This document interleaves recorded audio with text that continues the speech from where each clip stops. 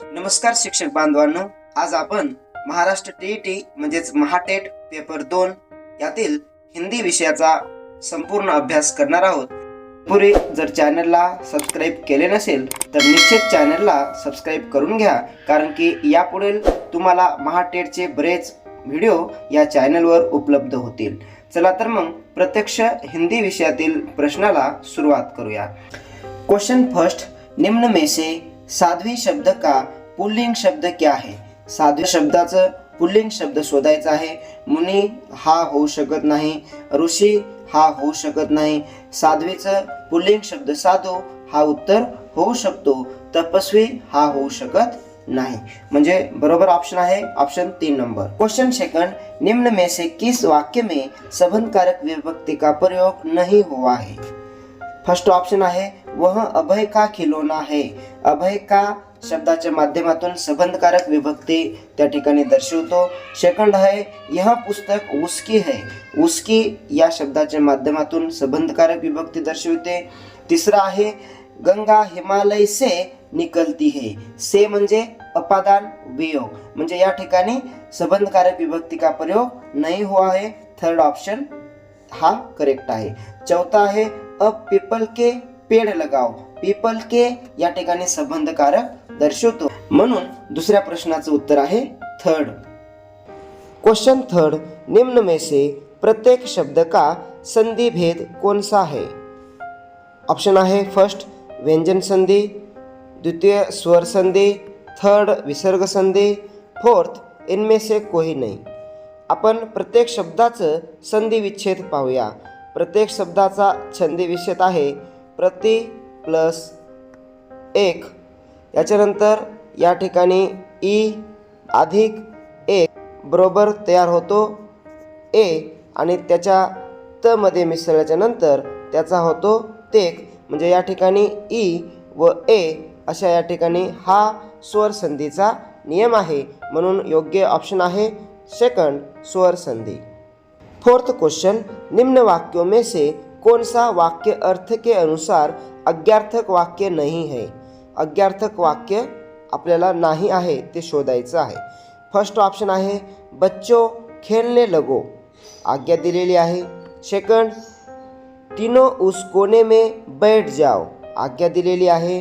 Third राज अपनी दोनों टांगे खो बैठा था, या ठिकाणी अज्ञार्थक वाक्य नाही. अशा पद्धतीनं ऑप्शन जो थर्ड आहे तो या ठिकाणी विधान आहे. आणि फोर्थ आहे प्रतिदिन 4 पंक्तियों का सुलेखन करो, या ठिकाणी आज्ञा आहे, म्हणून अज्ञार्थक वाक्य नाही, त्याचं उत्तर आहे थर्ड ऑप्शन. क्वेश्चन फिफ्थ, निम्न वाक्यों में से कौन सा वाक्य सामान्य वर्तमान काल का वाक्य है? या ठिकाणी सामान्य वर्तमान काल आपल्याला शोधायचं आहे. फर्स्ट ऑप्शन आहे मिनल बहादुर लड़की नहीं थी, या ठिकाणी भूतकाळाचं वाक्य झालं. सेकंड ऑप्शन आहे वह घड़ी देखकर इंस्पेक्टर चौक पड़ा. चौक पड़ा भूतकाळ.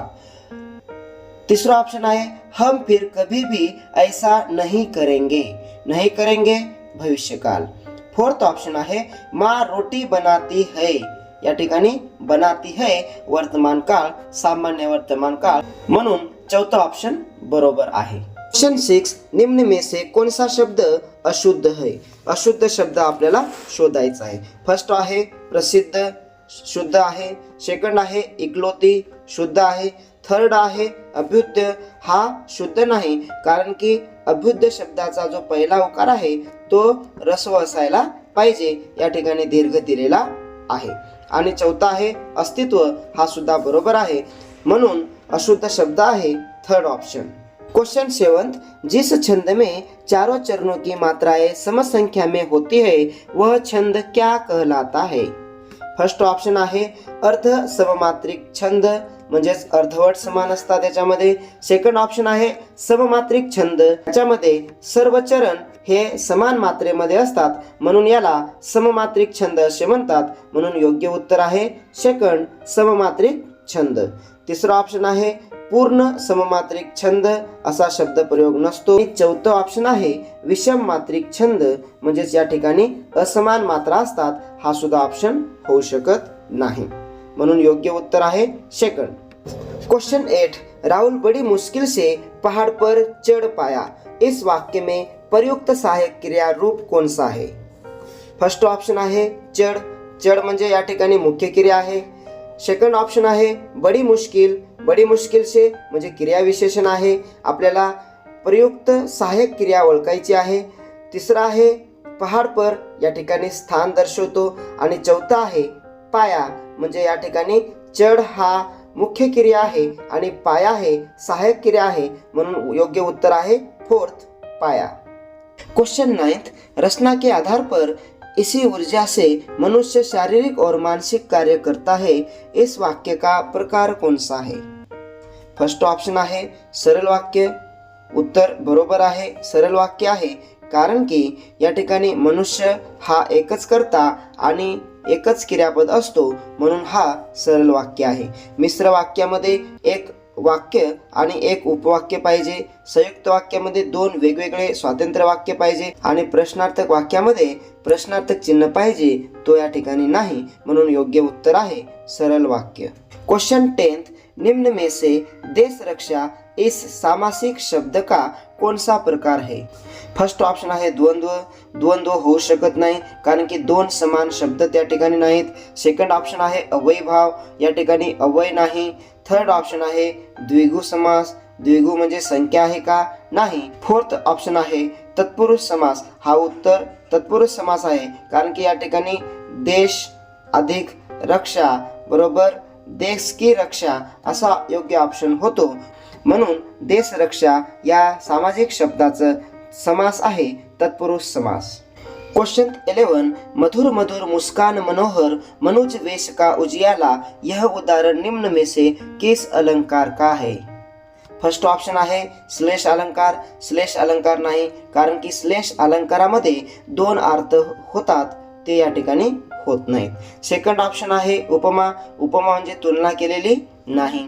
थर्ड ऑप्शन आहे यमक, यमक म्हणजे शब्द पुनरावृत्ती वेगळ्या अर्थाने या ठिकाणी होत नाही. आणि चौथं ऑप्शन आहे अनुप्रास, अनुप्रास म्हणजे अलिट्रेशन, या ठिकाणी मधुर मधुर मुस्कान मनोहर मनुज अशा पद्धतीनं म या ध्वनीची पुनरावृत्ती झाली, म्हणून या ठिकाणी अनुप्रास अलंकार हा योग्य उत्तर आहे. त्याला इंग्रजीमध्ये अलिट्रेशन असं फिगर ऑफ स्पीच म्हणतात. 12वां क्वेश्चन, निम्न शब्दों में से जातिवाचक संज्ञा कौन सी है? फर्स्ट आहे चाल, चाल म्हणजे या ठिकाणी क्रिया किंवा गुण दर्शवलं जातं, म्हणून ते जातिवाचक नाही. सेकंड आहे पंछी, पंछी म्हणजे या ठिकाणी एक पक्ष्यांची जात दर्शवली जाते, म्हणून हा जातिवाचक संज्ञा आहे. थर्ड ऑप्शन आहे सीधा, सीधा हे काय आहे? विशेषण आहे. फोर्थ ऑप्शन आहे दल, दल म्हणजे समूह नाम आहे, म्हणून योग्य उत्तर आहे सेकंड पंछी. 13 क्वेश्चन, निम्न में से अन्य पुरुषवाचक सर्वनाम कौन सा है? अन्य पुरुषवाचक सर्वनाम आपल्याला शोधायचंय. फर्स्ट ऑप्शन आहे मैं, हा प्रथम पुरुषवाचक आहे.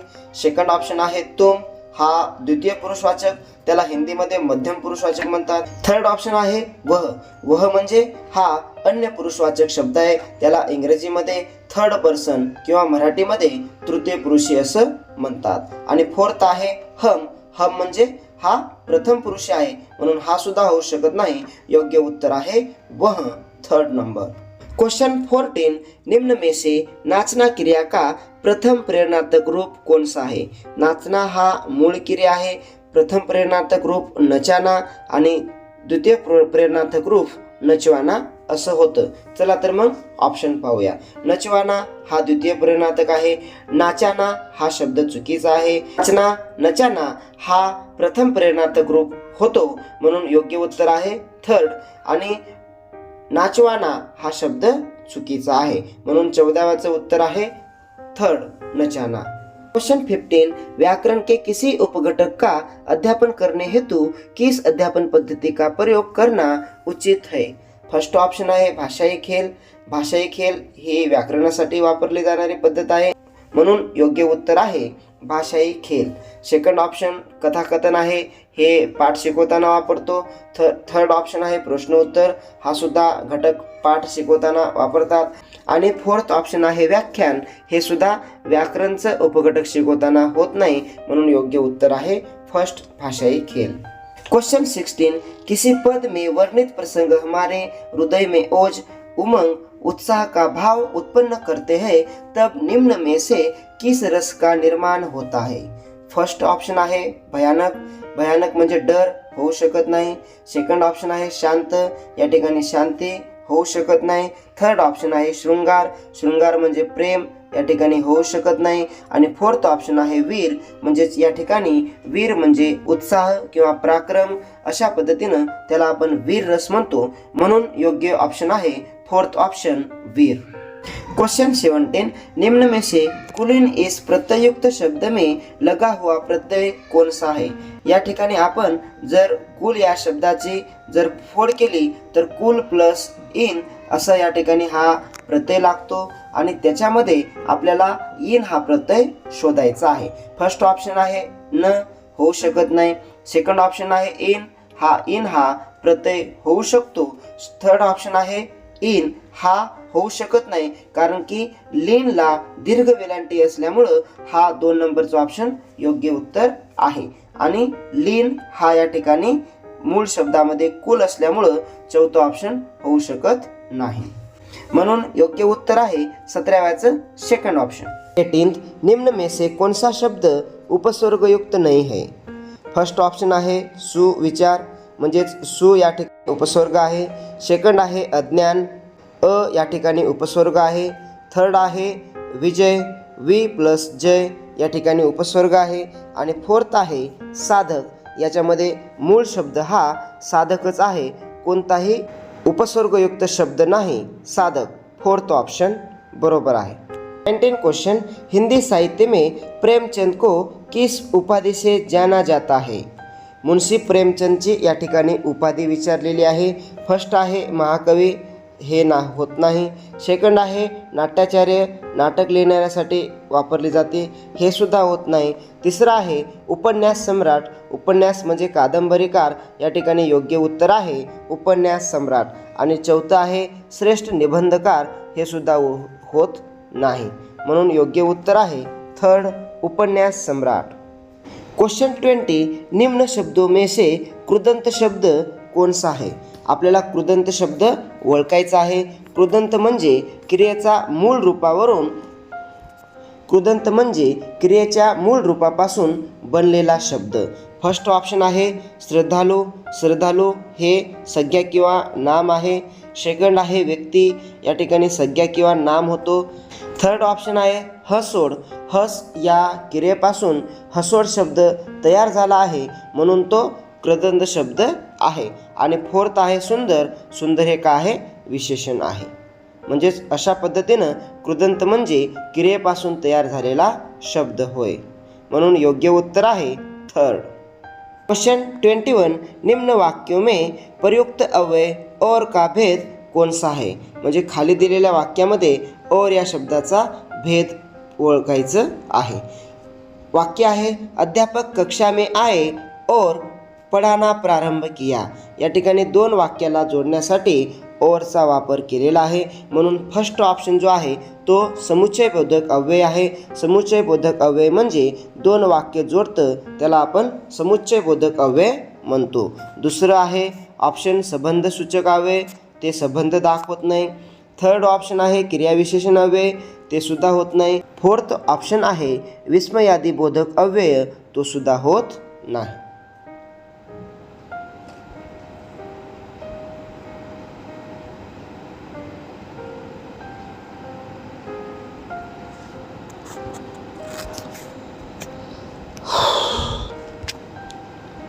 त्याच्यानंतरचा प्रश्न आहे निम्न परिच्छेद पढ़कर उस पर आधारित प्रश्न क्रमांक 22 से 25 तक के प्रश्नों के उत्तर विकल्पों में से चुनकर लिखिए.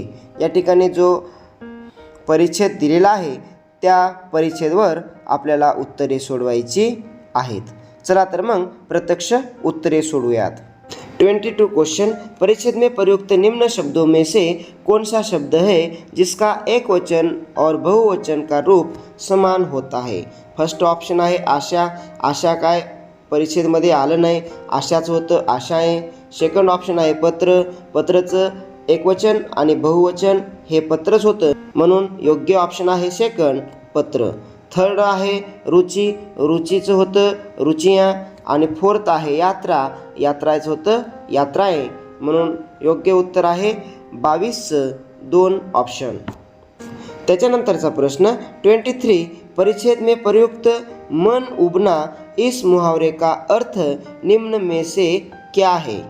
मन उबनाचं अर्थ होतं बोर होणं. फर्स्ट ऑप्शन आहे पछताना, होऊ शकत नाही. सेकंड ऑप्शन आहे बोज लगना, होऊ शकत नाही. थर्ड ऑप्शन आहे उक्ता होणं म्हणजेच बोर होणं म्हणजेच मन उबना. अशा पद्धतीनं थर्ड ऑप्शन बरोबर आहे.